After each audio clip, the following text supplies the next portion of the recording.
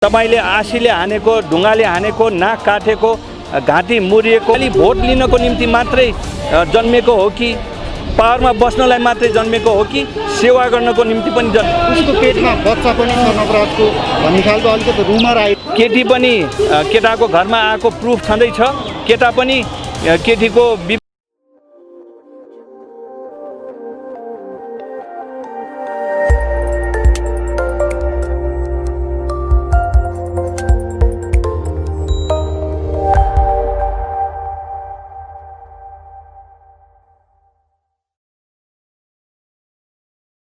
हामीसँग कुराकानीका लागि पूर्व माननीय संविधान सभाका सदस्य राजीव विक्रम साई हुनुहुन्छ। उहाँ विशेष गरी जाजरकोटबाट हुनुहुन्छ र पछिल्लो अवस्थामा रुकुम घटनालाई चाहिँ तोडमोड गर्न खोजियो र जुन जाजरकोटमा चाहिँ अलिकति उच्च नेताहरू कम भएको कारण जाजरकोटवासी लगायत नवराज विक पट्टीलाई चाहिँ हेर्न खोजियो भनिसकेपछि यो घटना साँच्चीकै त्यस्तै हो त? हामी यो विषयमा सोध्नेछौँ।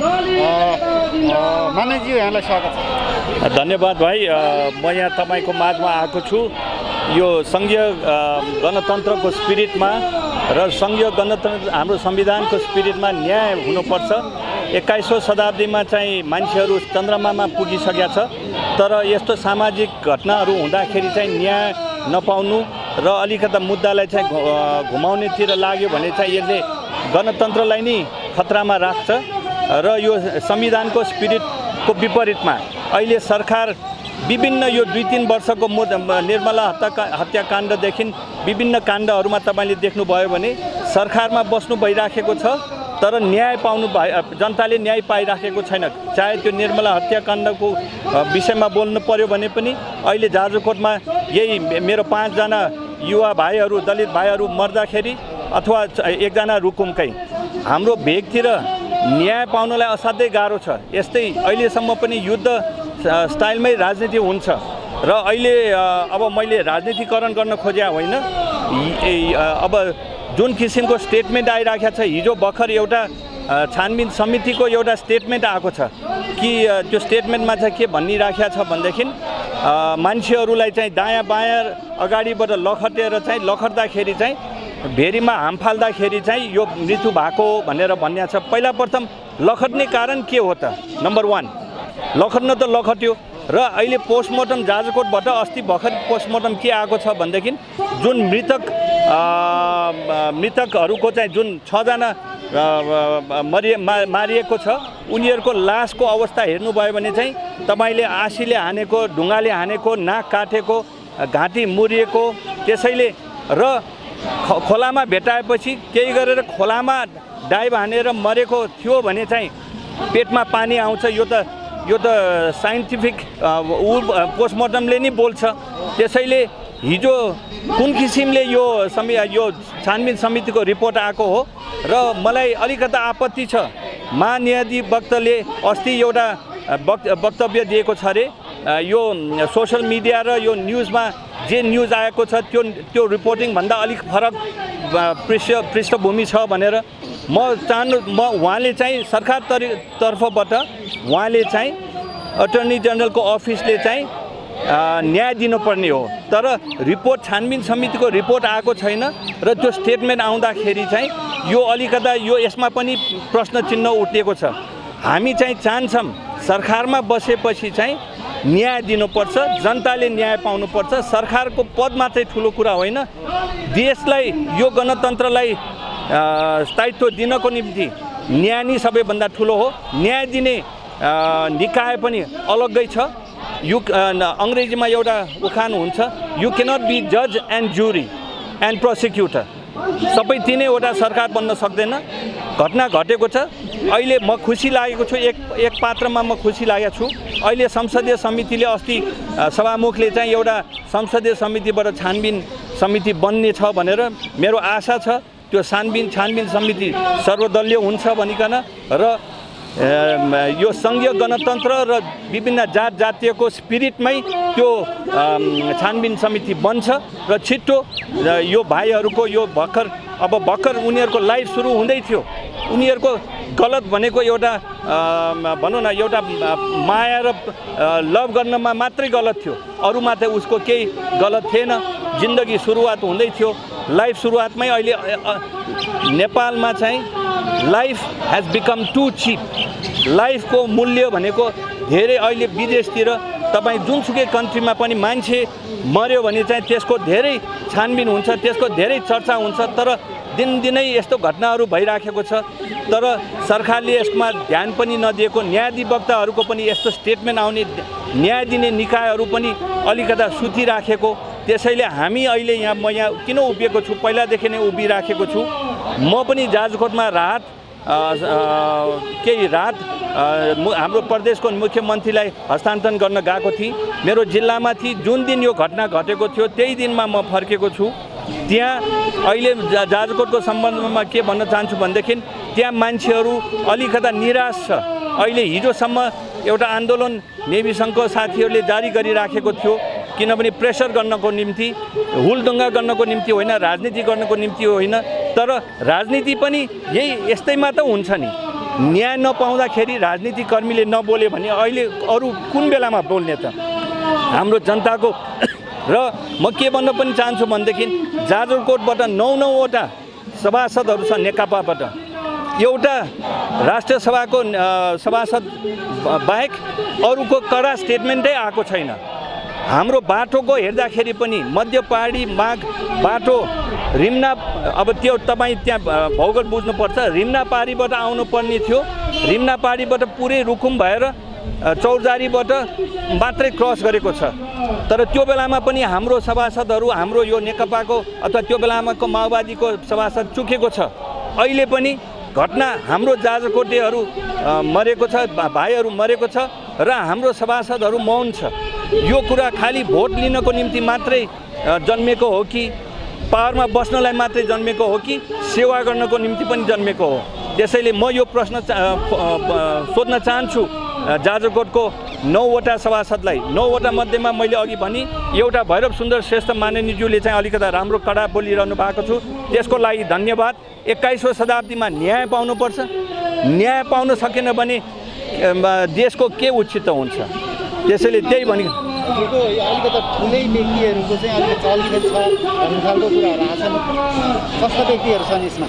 अब मैले सुनेको चाहिँ रुकुमपट्टिको सोती वडा अध्यक्ष नि संलग्नमा छ भनेर मैले सुन्नमा आएको छु। अब हामी चाहिँ न्याय खोजेको हो, छानबिन समितिले न्याय दिन्छ भने अहिले भर्खर हिजो रिपोर्ट आएको त्यो सरकारको छानबिन समिति, एउटा छानबिन समितिबाट चाहिँ रिपोर्ट अलिकता हामीलाई चित्त बुझ्या छैन त्यो रिपोर्टले। त्यसैले हामी चाहिँ यो संसदकै छानबिन समितिकै रिपोर्टलाई चाहिँ हामी प्रतीक्षा गर्छौँ र हामी यो अदालतले चाहिँ न्याय दिन्छ र अदालत निष्पक्ष छ र हाम्रो सङ्घीय गणतन्त्रतिर पक्ष छ भन्ने आशा राख्दै म तपाईँसँग यही कुरा राख्न चाहन्छु। अन्त्यमा हामी चाहिँ जुन यो घटनाको विषयमा चाहिँ पछिल्लो अपडेट के भइरहेछ, त्यहाँनिर सबैजनाले चाहिँ समाइसक्यो जो दोषीहरूलाई भनिएको छ, खास त्यही भयो माननीयज्यू? पहिला यो घटना घट्ने बित्तिकै जुन पीडित थियो, जुन अहिले हिजोको रिपोर्टमा त्यो खोलामा फाल हानेर भन्न मरेको भन्ने छ, खोलामा फाल हान्न सक्ने मान्छेहरू त बाँचेको छ। खोलामा फाल हान्नुभन्दा अगाडि नै नियन्त्रण रूपमा समातेर पिटेर मात्रै मरेको हो। खोलामा फाल हानेको मान्छेहरू त बाँचेको छ, तीमध्येमा 13जना भाइहरू हो र तिनीहरूको पनि बयान आएको छ र उनीहरूलाई चाहिँ पहिला उल्टो उनीहरूलाई समातेको छ। भनौँ न यो कुन किसिमको न्याय हो, कुन किसिमको?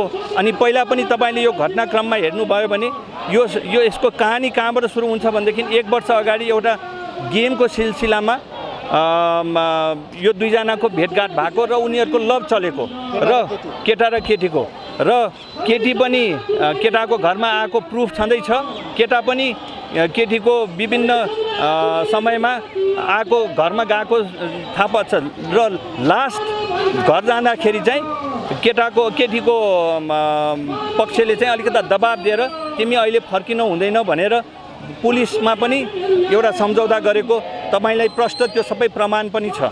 र अहिले चाहिँ पछिल्लो चरणमा चाहिँ अस्ति घटना घट्नुभन्दा अगाडि केटीले नि अब तिमी मलाई लिन आउँछ कि आउँदैन, तिमी आएन भने म झुन्डेर मर्छु भनेर भन्दाखेरि नि यो केटाहरू त्यहाँ गएको एक्लै।